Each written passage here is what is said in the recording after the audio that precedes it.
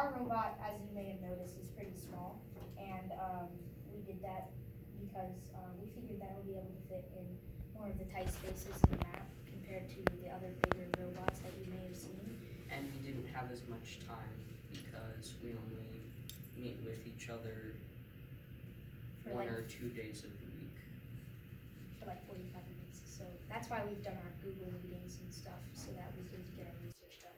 And we also have manipulators built to launch our our launch pads to launch our robot at different angles needed to get it around the map. And we also had to kind of come up with a whole new arm design because the design that was given to us didn't quite work for our robot. And it would take too long to build. And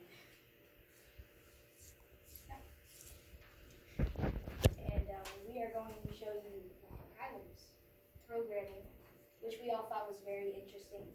He added his rotations and then many numbers after that, and it didn't make a difference, but it was just really cool. So, Yeah, about that. oh geez. Computer's bugging a little bit, so can't really show you, but it might be in the research notebook, maybe. If not, Can it be a show us? We'll see if I can find it in there. Do you have it in there? Yeah, what our teammate Kyler did is he found out that if you just do, like let's say you put 5 rotations on your program and you do a point or a dot, and you can, it doesn't matter if you add like 1,000 more numbers, it's not going to change the outcome if you did 5 rotations, and we'll add 1,000 rotations since the point is there. So we call it the chunky code.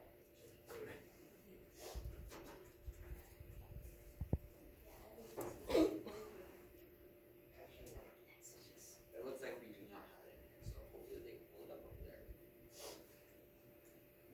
Internet being a problem, or is it just It's probably the internet. I don't know. how you're connected to, yeah.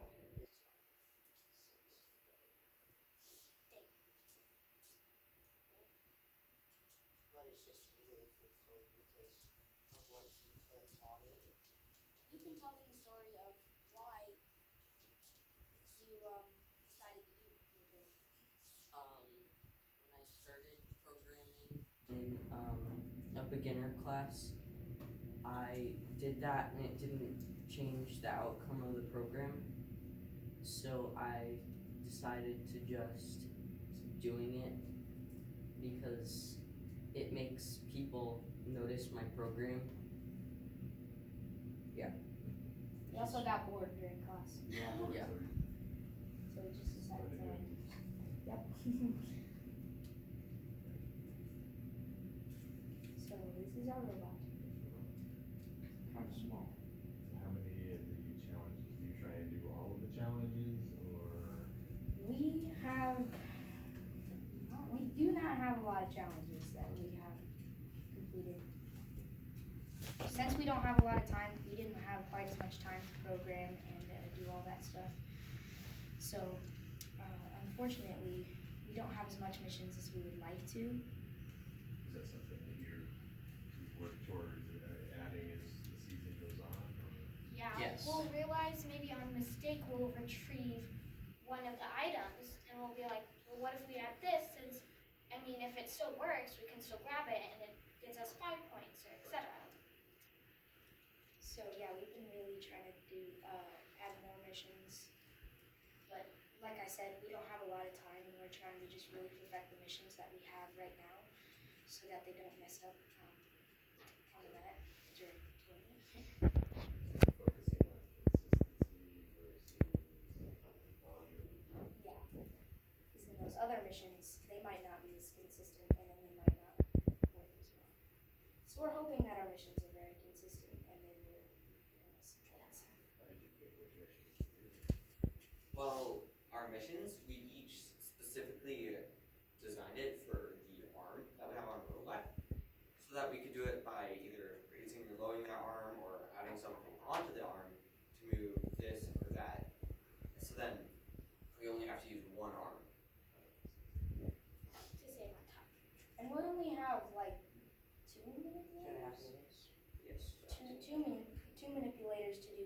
missions, which we have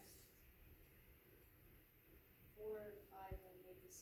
I don't know. 5 or 6. 5 or 6. We tried to find missions that could go with our manipulator, so it's the easiest way and we save on time.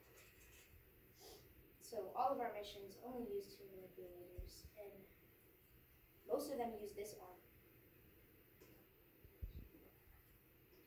So in your process, did you design your manipulator first and then find missions that it was able to accomplish, or did you evaluate the missions and then design a manipulator to deal with those missions?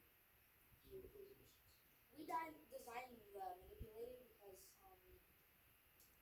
well, of course, you need an arm. And then we decided we'd use less manipulators to save on time, so we kind of picked our missions with thought that we need to use these manipulators that we have.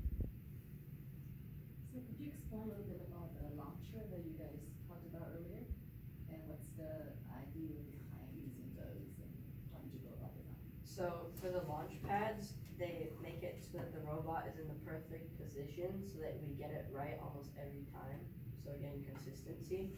So we would just put the robot right here, and then it would line up almost perfectly so that we could almost always get it in the right spot every time. This is where you would put the robot. You just line it up with the squares they have at home base, and just almost every time you get it right. So is that your main source of dealing with your navigation? How did you deal with navigation after you left your launching gear? Well, for us, we run it and we program one block at a time. So we could have it like forward 1.5 rotations, then turn 1/2 rotation, and go forward again. And then we could program it like that. So then with the launch pad, we consistently put it in the same spot so we don't have to mess around with sensors or all that. Do you use any sensors at all? No, not any sensors for our missions. I'd say that our launch pads really help with that because you can consistently launch in the same spot and sensors. Yeah, we Right. only program one thing at a time so that if we mess up on that one thing, if we only did like a bunch of coding all at once, you don't know really where you messed up, so you have to go back and more and more. So what we do is just one at a time, so if we mess up on that, give it a little less rotations or etc. So for each launch pad, how many missions does that cover? Or maybe a reason for? I believe we only need 1 launch pad for each mission, and then the other ones, we're just able to eyeball them or line up the back with a line.